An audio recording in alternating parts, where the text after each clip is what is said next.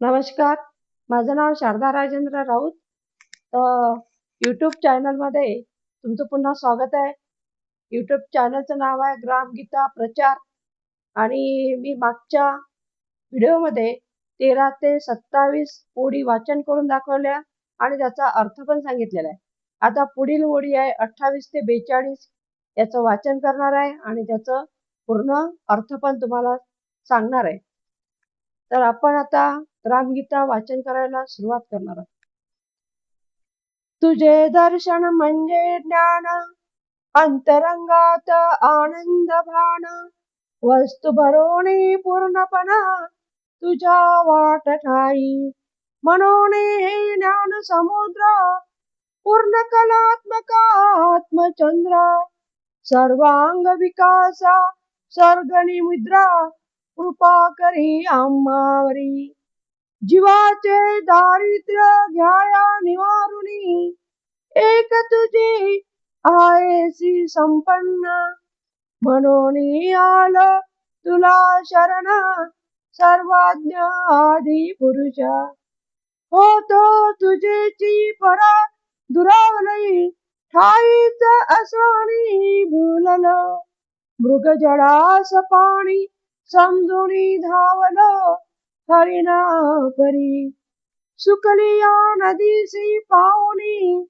त्रस्त होती पिपासू प्राणी, भरते येता जाता आनंदुनी, तैसेची करी आम्हासी, कोवळे अंकुर भूमीवरी फुटले, जेथे मंद शीतल वर्षा चाले, त्या परीच समाधान झाले, अर्थ जीवांचे तवे कृपे, ऐसे भावसी करीतो प्रार्थना, तन्मय करुनी जीव प्राण, भिन्न उरीची नवे वाटे मना, व्हावे लवना समुद्रा परी, यात असती किती अडथळे, आकुंचित केले अज्ञान मळे, परी तुझ्या विशालतेचे चिंतन बळे, करील मोकळे आम्हासी,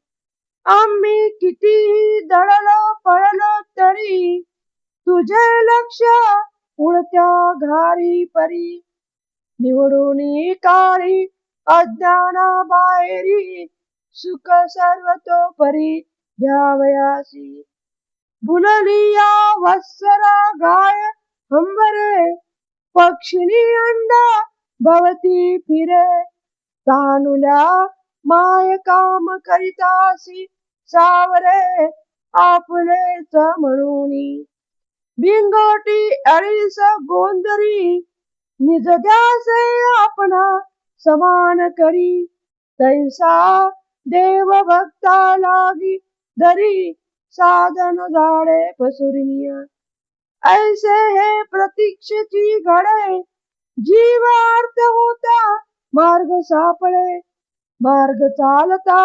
साक्षात्कार जोडे, व्यापक देव दर्शनाचा, हे जाणून करीतो प्रार्थना, पूर्ण व्हावया मानवाची आराधना, विश्वरूप पाया देव दर्शना, आलो चरणा निर्धारे, तू व्यापक सर्वतरात्मा, सत्य ज्ञानानंद निष्काम, तैसेची होणे हृदय आम्हा, तरीच होय तुझी भक्ती, म्हणून आमची बुद्धी विशाल करी, कर्म कराया भूलोकावरी, आयुष्य दे शतक निर्धारी, जीव आम्ही विश्वसेवी. अशा प्रकारे 28 ते 42 या ओळीचं वाचन झालेलं आहे. आता त्यानंतर याचा अर्थ काय हे आपल्याला समजून घेणे फार महत्वाचे आहे आणि आपल्या गरजेचे सुद्धा आहे. म्हणूनच ज्ञान हवे. ज्ञान हेच तुझे दर्शन आहे, ज्यामुळे सर्वात व्यापलेला व आनंद रूपाने हृदयास अनुभवात येणारा देव लागतो. सर्व वस्तूत परिपूर्ण भरून पूर्ण स्वरूप तुझे आहे. म्हणून हे ज्ञानाचा सागर सर्व कलांनी युक्त अशा स्वरूपचंद्रा सर्वांगीण विकासाचा आदर्श असणारा श्री गुरुदेवा, आमच्यावर कृपा कर.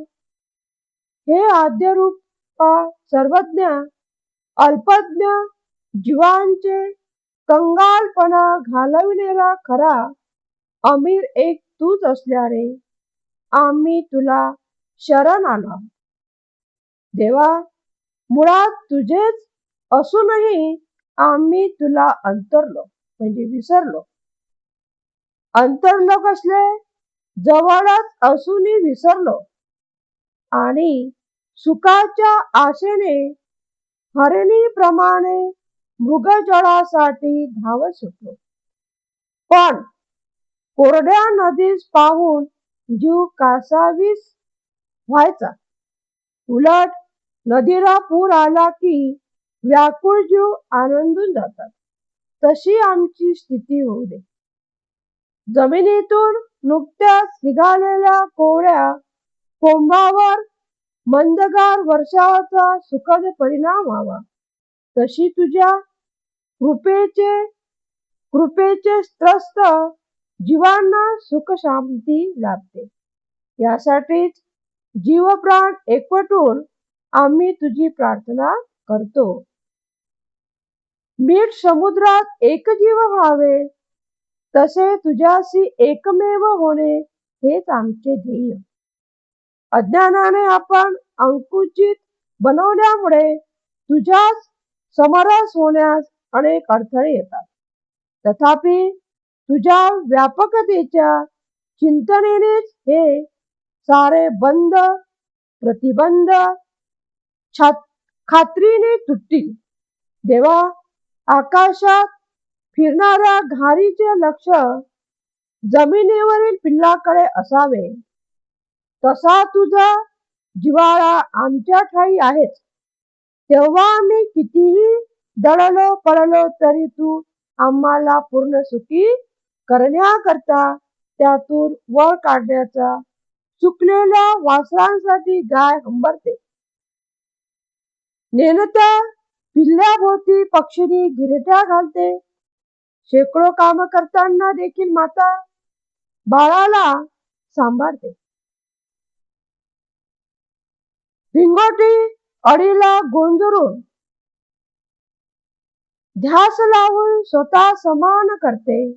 त्याप्रमाणे आपुलकीच्या जिव्हाळ्याने देव भक्ताच्या जीवनात साधनेचे जाळ फैलवून स्वतःच सावरतो. जो ईश्वर दर्शनासाठी आर्त होईल त्याला मार्ग सापडेल व त्याला ईश्वर दर्शनाचा साक्षात्कार होईल. अशी ही मानवाची भक्ती पूर्णत्वास जावी व विश्वरूपाचे दर्शन घडावे म्हणूनच आम्ही चरणी प्रार्थना करीत आहोत. तू सत्य, ज्ञान, वाट, आनंद रूप निष्काम सर्वात व्यापक आहे.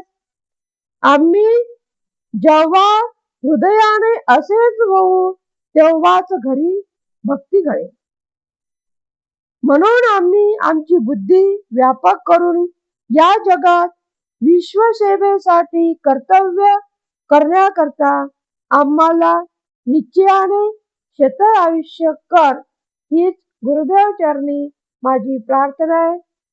जय गुरुदेव.